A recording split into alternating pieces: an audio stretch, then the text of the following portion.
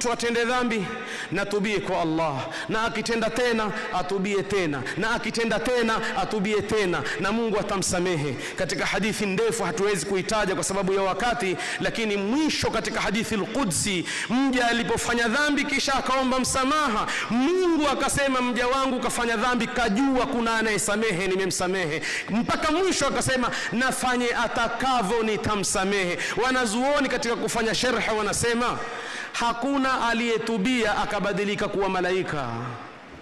Mashekhe wengine msitudanganye, kama hamjafahamu someni mufahamu.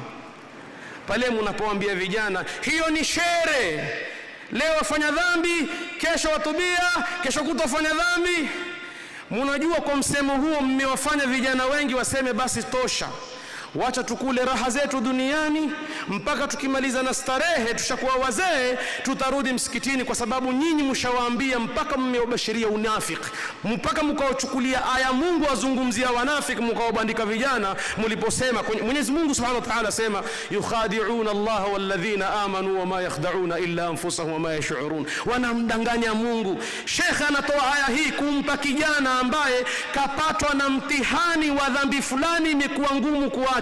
Badala ya kumpa hadithi kama hii ya kumpa maliwazo, anambandika maaya Mungu kateremshia wanafiki, anambandika yule mtoto. Natija yake mtoto yule anasema basi dini kwa sababu mimi siwezi. Na mimi nawaambia, nani anayeweza? Nani anayeweza kwamba yeye akitubia atabadilika kuwa malaika hafanyi dhambi? Nani anayeweza? Hapa sote tuishi na stara yake Mungu jalla jalalu, sote na madhambi mengi kibao hapa hayahesabiki. Hatuna lolote zaidi ya kutaraji rehema zake Allah subhanahu wa ta'ala. Kwa hivyo vijana, mimi ana ubashirukum vijana, msichoke kutubia.